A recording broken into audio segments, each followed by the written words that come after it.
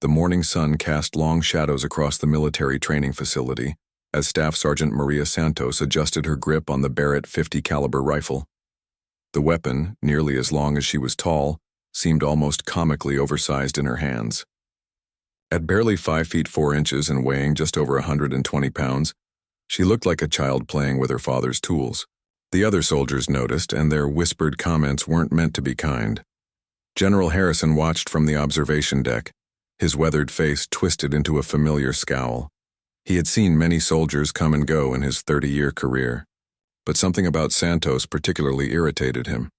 Maybe it was her quiet confidence, or perhaps it was the way she never seemed fazed by the constant stream of doubt and mockery that followed her everywhere she went. "Look at that," the general muttered to his aide, Colonel Peterson. "Command thinks sending me a girl who can barely lift a Barrett is going to solve our sniper shortage problem." He shook his head in disgust.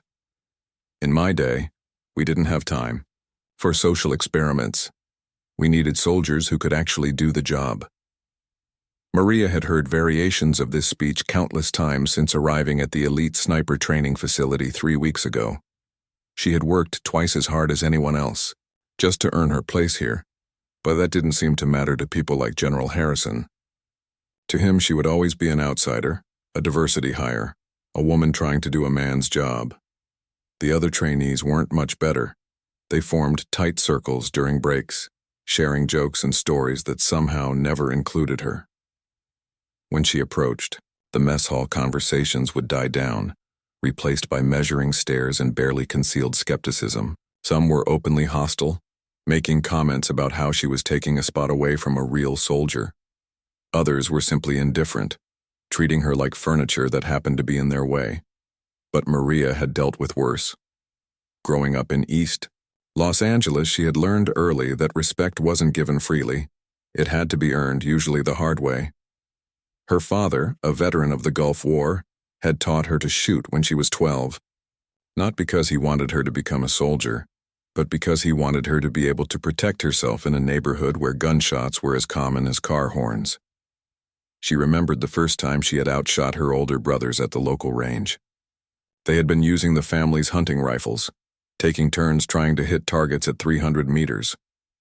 When Maria's turn came, she had quietly adjusted the scope, controlled her breathing exactly as her father had taught her, and placed 5 shots in a grouping so tight that from a distance it looked like a single hole. The rangemaster had walked over to check the target, certain that something was wrong with his spotting scope. When he confirmed what everyone had seen, her brothers had stopped treating her like an annoying little sister and started asking for shooting tips. That was the day Maria realized she had a gift, not just for shooting, but for the patience and mental discipline that separated good marksmen from truly exceptional ones. Now, years later, that same gift had brought her to this place, surrounded by some of the military's best marksmen, all of whom seemed determined to prove that she didn't belong. The Barrett 50 was the ultimate test, a rifle so powerful that its recoil could knock an unprepared shooter off their feet, with an effective range that exceeded most soldiers' wildest dreams. General Harrison descended from the observation deck, his boots clicking authoritatively on the concrete. He approached Maria's shooting position with the deliberate swagger of a man who had never been wrong about anything in his life. The other trainees gathered around, sensing that something significant was about to happen. "Santos," the general said, his voice carrying across the suddenly quiet range. "I've been watching you struggle with that rifle for 3 weeks now. Maybe it's time we had an honest conversation about whether you're cut out for this program." Maria kept her eyes on her rifle, methodically checking the scope settings and chamber. She had learned long ago that engaging with people like the general rarely ended well. Better to let her performance do the talking. "Sir, with respect, I believe." "My scores speak for themselves," she replied evenly. The general laughed, but there was no humor in the sound. "Your scores? You mean the fact that you're barely qualifying on the standard targets? That's not what we need from our snipers, Santos. We need soldiers who can perform miracles under pressure, not participants who are happy just to pass." What the general didn't mention, and what Maria was certain he knew, was that her barely qualifying scores were actually quite impressive for someone with her limited experience on the Barrett platform. She had only been training with the weapon for 3 weeks, while most of the other candidates had months or even years of experience with heavy sniper systems. The truth was that Maria's scores had been steadily improving each day, and her groupings were becoming tighter with each session. But improvement wasn't what General Harrison wanted to see. He wanted her to fail spectacularly to prove his point that women didn't belong in elite military units. Her steady, unremarkable progress was almost more irritating to him than outright failure would have been. As the confrontation continued, none of them noticed the small badge pinned to Maria's uniform, partially obscured by her equipment harness. It was a simple piece of metal, unremarkable to anyone who didn't know what it represented. But for those who understood military marksmanship, that badge told a story that would have changed everything about how this conversation was unfolding. The tension on the firing range was thick enough to cut with a knife. Maria could feel the weight of every stare, the expectation of failure hanging in the air like smoke from spent gunpowder. General Harrison crossed his arms, his stance broadcasting, his certainty that he was about to witness the confirmation of everything he believed about women in combat roles. "Tell you what, Santos," the general said, his voice dripping with false generosity. "Since you seem so confident in your abilities, why don't we make this interesting? There's a target at 1,500 meters, well within the Barrett's effective range for any competent sniper. Put 3 shots in the center ring, and I'll personally recommend you for advanced placement in the program." The other trainees exchanged glances. 1,500 meters was a challenging shot even under ideal conditions, and the wind today was particularly tricky, gusting unpredictably from the southwest. Several of them had struggled to maintain consistent accuracy at that distance throughout their training. Colonel Peterson stepped closer to the general, lowering his voice. "Sir, that's an extremely difficult shot for anyone, especially in these wind conditions. Perhaps we should start with something more manageable." General Harrison waved him off dismissively. "She wanted to prove herself, Peterson. This is her chance. Unless, of course, she'd rather admit that she's in over her head and transfer to a more suitable assignment. I hear the motor pool is always looking for mechanics." Maria felt the familiar fire building in her chest, the same feeling she'd experienced countless times when people underestimated her. But alongside the anger was something else, a cold, calculating calm that settled over her like a comfortable blanket. This was the feeling she got when everything else faded away except the target, the rifle, and the physics of making an impossible shot. She moved to her shooting position with deliberate precision, every movement economical and purposeful. The Barrett 50 was indeed a massive weapon, but Maria had learned to work with its size rather than against it. She adjusted the bipod legs, settled into her prone position, and began the ritual that had become second nature to her. First, she studied the wind flags positioned at various intervals down the range. The flags told a story of shifting air currents, stronger at 600 meters, swirling unpredictably at the 1,000-meter mark, then settling into a more consistent pattern in the final stretch to the target. She made mental calculations, adjusting for the bullet's trajectory and the effect of the crosswind at different points along its path.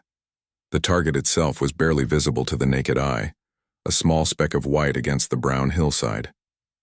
Through her scope, it resolved into a standard military precision target with scoring rings that demanded absolute accuracy. The center ring that General Harrison had specified was roughly the size of a dinner plate, not an impossible target for a skilled marksman, but challenging enough that failure wouldn't be surprising. What General Harrison and the gathered trainees didn't know was that Maria had been practicing with targets much smaller and much farther away during her personal training time. While they slept or relaxed during off-duty hours, she had been on secondary ranges, pushing herself to master distances that most snipers never attempted. She settled her cheek against the rifle's stock, feeling the familiar comfort of the weapon's solid presence. The Barrett's scope was a precision instrument, and Maria had spent hours learning its characteristics: how it tracked, how it held zero, how to compensate for the slight parallax error that occurred at extreme distances. Her breathing slowed to a controlled rhythm. Inhale, exhale, pause. In that pause between heartbeats was where the magic happened. That was the moment when everything else disappeared. The mocking laughter, the skeptical stares, the weight of everyone's expectations. There was only the target, the crosshairs, and the careful squeeze of the trigger. The first shot broke, with a thunderous crack that echoed off the surrounding hills.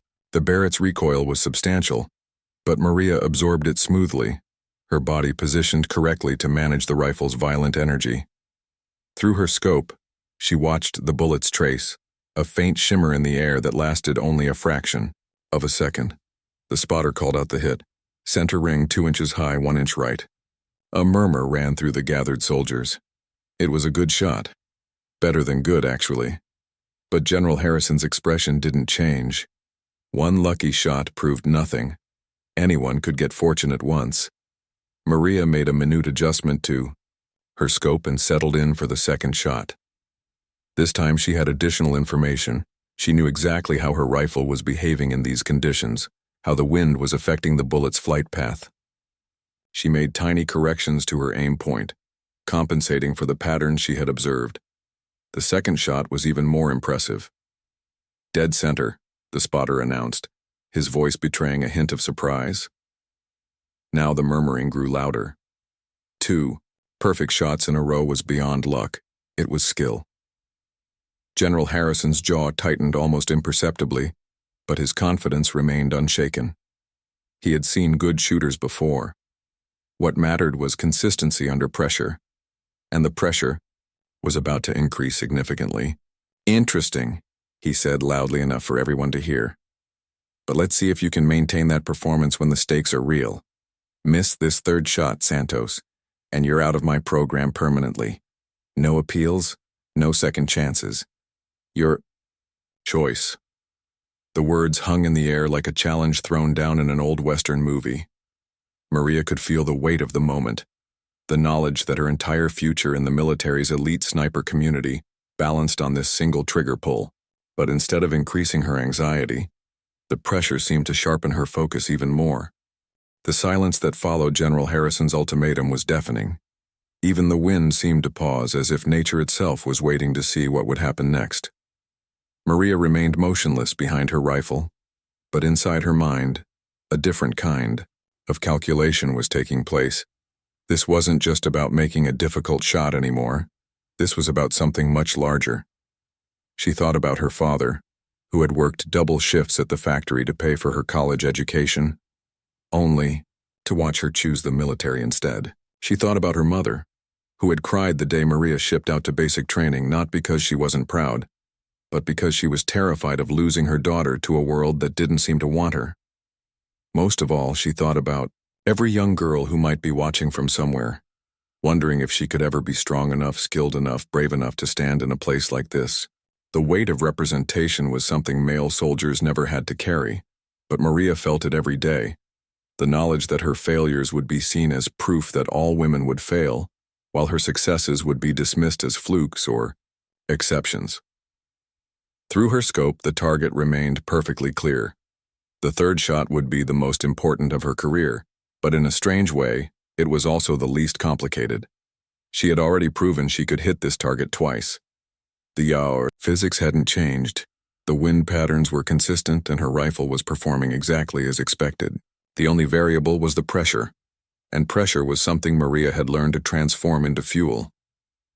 General Harrison watched her preparations with growing irritation.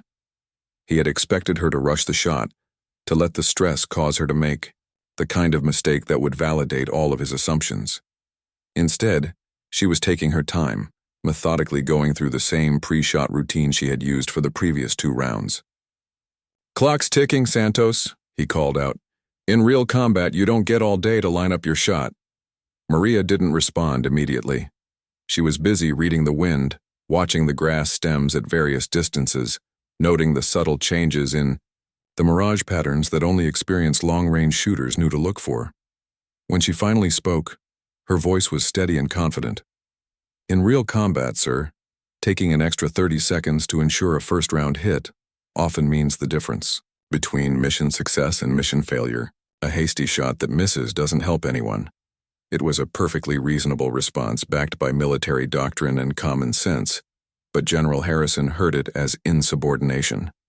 His face reddened slightly, and Colonel Peterson could see that the situation was escalating beyond a simple training exercise. The other trainees were watching with a mixture of fascination and anxiety. Some of them secretly hoped Maria would succeed, impressed by her skill and disturbed by the general's obvious bias. Others were genuinely convinced that women didn't belong in elite military units and wanted to see her fail as confirmation of their beliefs. But all of them recognized that they were witnessing something significant. Maria completed her wind reading and settled back into her shooting position. The third shot would be identical to the first two in every way, except one. This time she wasn't shooting just for accuracy. She was shooting for her future, for every woman who would come after her, and for the simple principle that competence should matter more than gender. Her breathing slowed to the familiar rhythm. The crosshairs settled onto the target center, rock steady despite the Barrett's considerable weight. She applied gradual pressure to the trigger, feeling the mechanism's two-stage pull, waiting for the perfect moment when her natural respiratory pause aligned with the stillness between heartbeats. The rifle thundered for the third time, its muzzle blast kicking up dust and debris around Maria's position. But she was already tracking the bullet's flight, watching through her scope as the projectile covered the 1,500 meters to the target in just under 2 seconds. "Dead center," the spotter called out. But his voice was different this time. There was respect in it and maybe a little awe. 3 shots, 3 perfect hits. It was the kind of shooting that military marksmen talked about for years afterward. The gathering of soldiers erupted in surprised conversation, but General Harrison remained stonily silent.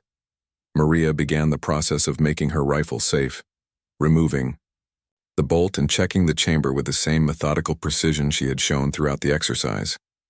She stood up slowly, her legs slightly stiff from the prone position, and turned to face the general. "Sir, 3 shots in the center ring as requested," she said simply. General Harrison stared at her for a long moment, clearly struggling with the implications of what he had just witnessed. He had been so certain that she would fail, so confident in his assessment of her capabilities, that her success felt almost like a personal attack on his judgment. "Lucky shooting," he said finally, his voice lacking its earlier conviction. "Anyone can have a good day at the range." Colonel Peterson stepped forward, his expression carefully neutral but his words carrying weight. "Sir, with respect, that wasn't luck. I've been watching military marksmen for 15 years, and what Staff Sergeant Santos just demonstrated was world-class precision shooting.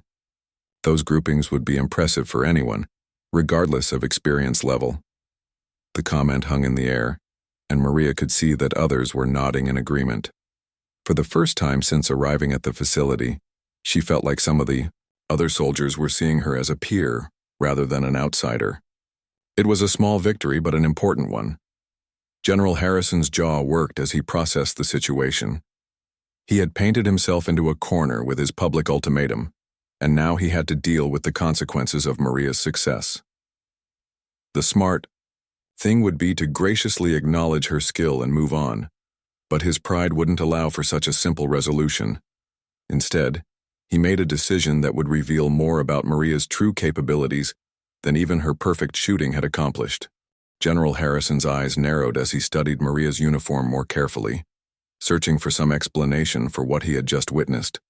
His gaze moved methodically from her name tape to her rank insignia, then down to the various qualification badges and ribbons that told the story of a soldier's career. That's when he saw it. Partially hidden beneath her equipment harness was a small, unassuming badge that made his blood run cold. The badge was silver with crossed rifles, but it wasn't the standard marksman qualification that most soldiers wore. This was something far more rare and significant, a 3,200-meter sniper qualification badge. General Harrison had only seen a handful of these in his entire career, and every single one had been worn by legendary marksmen whose names were spoken with reverence in military circles. "Where did you get that badge, Santos?" he asked, his voice suddenly much quieter than before.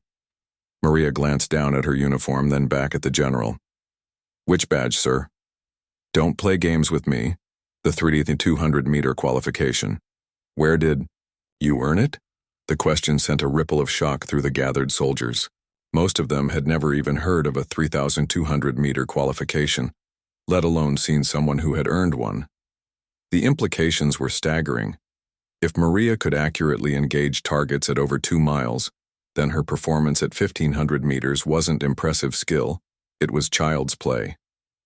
"Fort Carson, Colorado, sir. Last year's high-altitude long-range competition," Maria replied matter-of-factly. Colonel Peterson pulled out his phone and began typing rapidly. Within moments, he was reading from the competition results, his voice growing more amazed with each detail he discovered. "Sir, she didn't just qualify at 3,200 meters.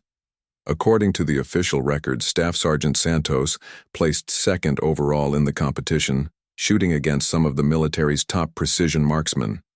Her longest confirmed hit was 3,247 meters in variable wind conditions. The number hung in the air like a physical presence. 3,247 meters, over 2 miles, was the kind of shooting that belonged in record books, not on a military training range. It represented not just exceptional marksmanship, but a deep understanding of ballistics, atmospheric conditions, and the countless variables that affected projectile flight over such extreme distances. General Harrison felt the foundation of his assumptions crumbling beneath him. Everything he thought he knew about Maria Santos had been wrong. She wasn't a diversity hire struggling to meet basic standards. She was potentially one of the most skilled marksmen he had ever encountered. "Why didn't you mention this earlier?" he demanded, though his tone had lost much of its earlier hostility. "Because you never asked about my qualifications, sir. You made your assessment based on other factors." The simple statement was devastating in its accuracy. General Harrison realized that he had been so focused on what he expected to see, a woman failing at a man's job, that he had completely missed the evidence of extraordinary capability that had been right in front of him. The other trainees were processing this revelation with various degrees of shock and embarrassment. Several of them had spent weeks making jokes about Maria's abilities, never realizing that they were mocking someone who could outshoot them at distances they could barely imagine. The dynamic of the entire training program had shifted in an instant. "The Fort Carson competition," Colonel Peterson continued reading from his phone, "is invitation only, limited to the top 50 long-range marksmen in the entire U.S. military. Participants must have demonstrated exceptional proficiency at standard sniper ranges before they're even eligible to compete." Maria had earned her invitation through a series of increasingly difficult qualifications that had taken her nearly 2 years to complete. Each level had required not just accuracy, but consistency under various environmental conditions. She had shot in thunderstorms, snowstorms, extreme heat, and bitter cold. She had engaged targets from elevated positions, from ground level, and from awkward angles that simulated real combat conditions. The 3,200-meter qualification itself was the culmination of months of preparation. The target was barely visible, even through high-powered optics, appearing as little more than a distant speck against the mountainside. The bullet's flight time exceeded 4 seconds, during which wind, temperature, humidity, and even the rotation of the Earth itself could affect the shot's accuracy. But what made Maria's achievement truly remarkable wasn't just the distance, it was the consistency. The qualification required 5 hits out of 5 shots, all within a scoring zone roughly the size of a car tire. There was no room for error, no opportunity to walk shots onto the target through trial and adjustment. General Harrison walked closer, to Maria, his earlier swagger replaced by something that might have been respect. "Santos, I owe you an apology. I made assumptions about your capabilities based on irrelevant factors. That was unprofessional and unfair." It was more than Maria had expected from him, and certainly more than she was used to receiving from senior officers who had misjudged her abilities. But she also recognized that this moment was about more than just her personal vindication. "Sir, with respect, I don't need an apology. What I need is for you to evaluate every soldier in this program based on their demonstrated capabilities, rather than your preconceptions about what a soldier should look like." The comment was pointed but not insubordinate, and it carried the weight of someone who had proven her right to speak with authority on the subject. General Harrison nodded slowly, recognizing both the wisdom of her words and the uncomfortable truth they contained. But the real test was yet to come. Because while Maria had proven her exceptional marksmanship skills, General Harrison was about to discover that those skills were just the beginning of what made her truly extraordinary. 3 days after the range incident, Maria found herself in General Harrison's office, but this time the atmosphere was completely different. Gone was the hostile skepticism that had characterized their previous interactions. Instead, the general sat behind his desk studying a thick file folder with the kind of intense focus usually reserved for classified mission briefings. "Santos, I've been reading your complete service record," he began, his voice carrying a tone she had never heard from him before, something that sounded almost like reverence. "Your shooting qualification is just one part of a much larger picture that I completely missed." Maria remained at attention, unsure where this conversation was heading. In her experience, sudden changes in superior officers' attitudes were often followed by new challenges or unexpected assignments. Your deployment record shows 3 combat tours, 2 Bronze Stars for Valor, and a Silver Star for actions during the Battle of Helmand Province. According to the citation, you spent 18 hours alone in an overwatch position, providing precision fire support for a pinned-down infantry company. 37 confirmed eliminations at ranges exceeding 800 meters, including several high-value targets that intelligence had been trying to locate for months. The memories that the general's words brought back were complex ones. Maria remembered the weight of the decision each time she settled her crosshairs on a human target. The knowledge that her actions would end lives, but also save the lives of her fellow soldiers. The mathematics of war were cold and unforgiving, but someone had to make those calculations. The after-action reports describe your shooting as supernatural and beyond the realm of normal human capability. General Harrison continued. One officer wrote that watching you work was like witnessing the hand of God reaching down to protect American soldiers. Maria shifted uncomfortably. She had never been comfortable with the near-mystical language that sometimes surrounded exceptional marksmanship. To her, it was simply the application of physics, mathematics, and countless hours of practice. Making it sound supernatural diminished the very real work and dedication required to achieve that level of skill. "Sir, I was just doing my job." The same job that thousands of other snipers have done in similar circumstances. "No, Santos, that's where you're wrong." General Harrison leaned forward, his expression intense. "I've been in this business for 30 years and I've worked with some of the finest marksmen the military has ever produced. What you accomplished in that 18-hour period wasn't just exceptional, it was historically significant." He pulled out another document from the folder. "Do you know what this is? It's a classified analysis prepared by the Army's Human Performance Research Division. They studied your engagement records from Helmand Province because statisticians couldn't believe the numbers were real. According to their calculations, the probability of achieving your hit rate at those ranges, under combat stress, with multiple environmental factors in play, was approximately 1 in 12 million. The number meant nothing to Maria in practical terms, but she could see that it meant everything to General Harrison. He was looking at her the way art collectors looked at newly discovered masterpieces, with awe, possessiveness, and the recognition that they were in the presence of something truly rare. The research team concluded that your combination of visual acuity, hand-eye coordination, spatial reasoning, and stress management represents a convergence of genetic and trained abilities that occurs perhaps once in a generation. You're not just an excellent sniper, Santos. You're a natural phenomenon." Maria felt a familiar discomfort with this kind of praise. It reduced her years of hard work and dedication to mere genetic lottery, as if her achievements were somehow less meaningful, because they came naturally to her. She had spent countless hours perfecting her craft, studying ballistics tables, practicing under every conceivable condition, and pushing herself beyond what she thought was possible. "Sir, with all due respect, natural ability without proper training and experience is worthless. I've worked harder than most people know to get where I am." "Of course you have," General Harrison acknowledged, "but that combination, extraordinary natural ability enhanced by extraordinary dedication, is what makes you so valuable. Which brings me to why I asked you here today." He stood up and moved to the window, gazing out at the training ranges, where soldiers were still conducting their daily qualifications. 6 months ago, I received a classified briefing about a new threat assessment. Enemy snipers using advanced equipment and training methods that our current counter-sniper programs aren't equipped to handle.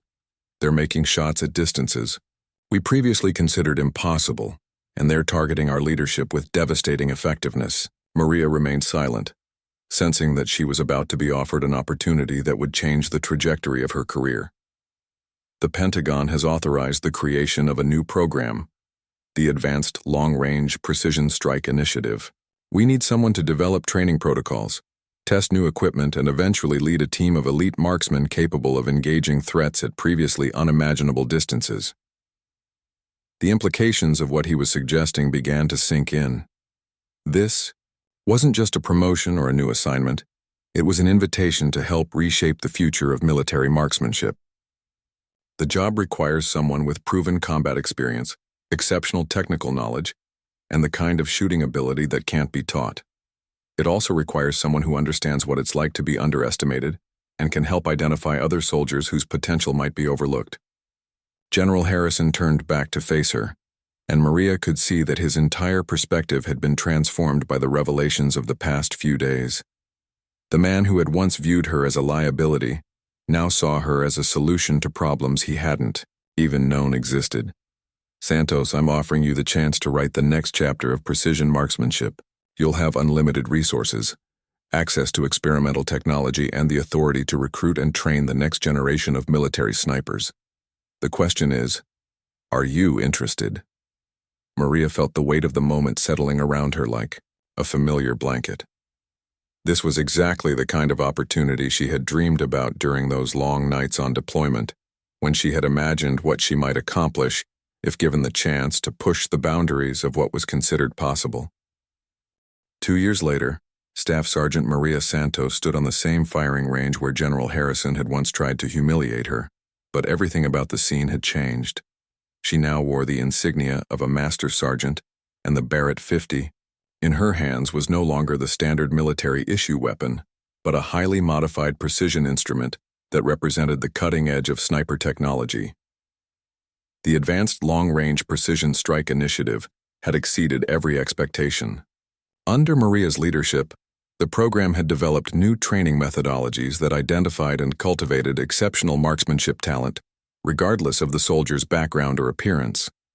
The team had broken multiple distance records, pioneered new ballistic calculation systems, and created tactical doctrines that had already saved countless lives in combat operations. But perhaps most importantly, the culture had changed. The training facility that had once felt like a hostile environment for anyone who didn't fit the traditional mold now welcomed soldiers based purely on their potential and performance. Maria's success had opened doors for others who had been overlooked or dismissed, creating a new generation of precision marksmen that reflected the true diversity of military talent. General Harrison approached the firing line, but his demeanor bore no resemblance to the arrogant officer who had once tried to drive Maria out of the program. The man walking toward her now carried himself with the humility of someone who had learned the cost of prejudgment and the value of keeping an open mind. Master Sergeant Santos, he said, using her new rank with obvious pride, I wanted to personally congratulate you on the program's latest achievements. The Pentagon briefing on your team's performance in the Syrian operation was extraordinary. 17 high-value targets eliminated at ranges exceeding 2,500 meters, with 0 civilian casualties, and no American losses. Maria lowered her rifle and turned to face him. Thank you, sir. But the credit belongs to the entire team. We've built something special here, a program that focuses on capability rather than preconceptions. Indeed we have, General Harrison agreed. And speaking of the team, I believe you have some new candidates to evaluate today? Maria smiled, an expression that would have seemed impossible during their first encounters. Yes, sir. 3 soldiers who were initially rejected by other sniper programs due to various concerns about their suitability. Their scores suggest exceptional potential.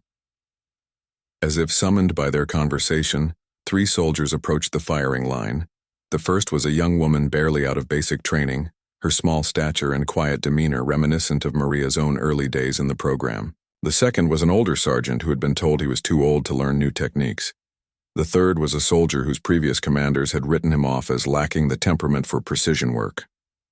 Standard evaluation protocol? General, Harrison asked.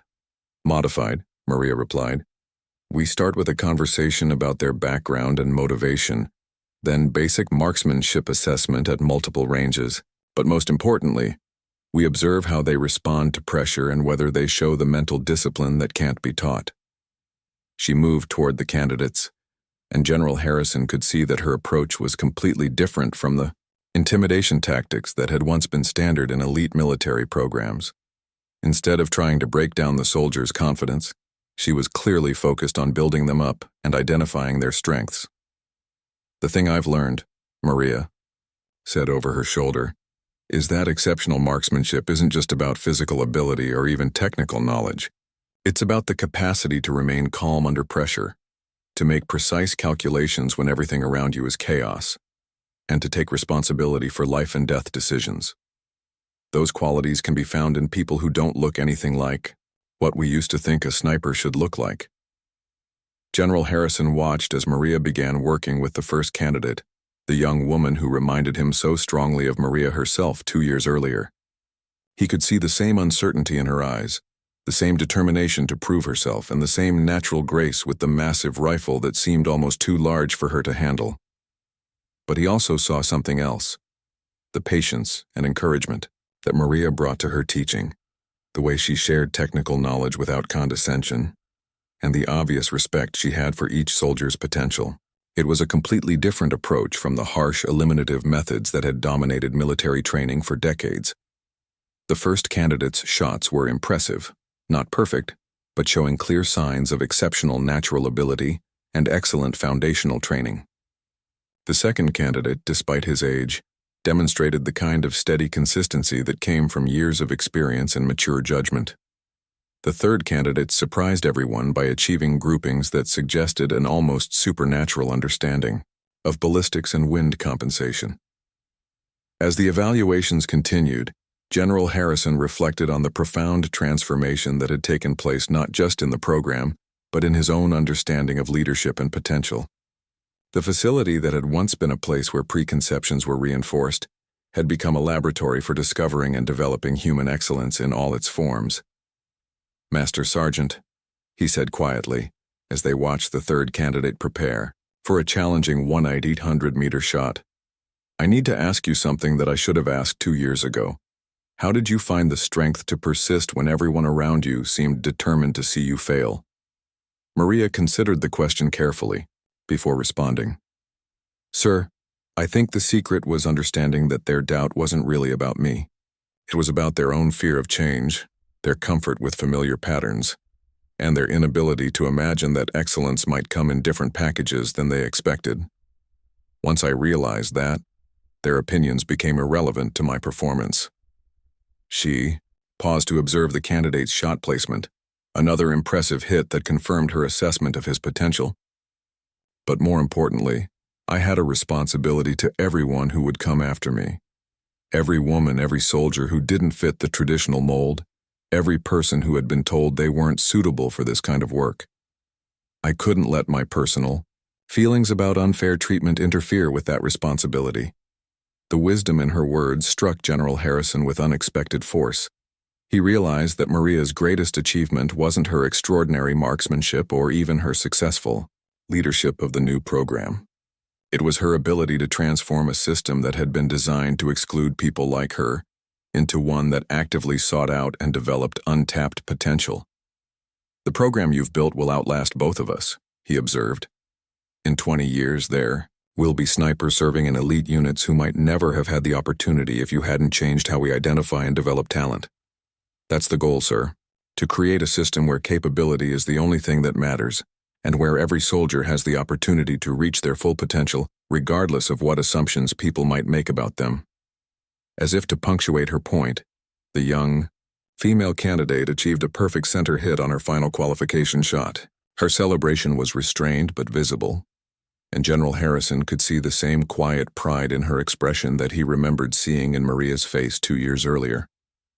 The transformation was complete. The firing range that had once been a place of exclusion and predetermined failure, had become a launching pad for excellence. The general who had once been blinded by his own prejudices had learned to see potential where he had previously seen only problems. And the soldier who had been dismissed as unsuitable had become the architect of a new standard for military precision marksmanship. But perhaps the most important change was the simplest one, the recognition that excellence comes in many forms, and that the most dangerous assumption any leader can make is that they already know what success looks like. Maria Santos had proven that the most powerful weapon in any military's arsenal isn't a rifle or a tank or an aircraft. It's the willingness to discover and develop human potential wherever it might be found. As the sun set over the training facility, casting long shadows across the ranges where a new generation of marksmen was being born, General Harrison understood that he had witnessed something far more significant than exceptional shooting. He had seen the future of military leadership, and it looked nothing like what he had expected, but everything like what the military actually needed. The badge on Maria's uniform still read 3,200 meters, but her true achievement couldn't be measured in distance or accuracy.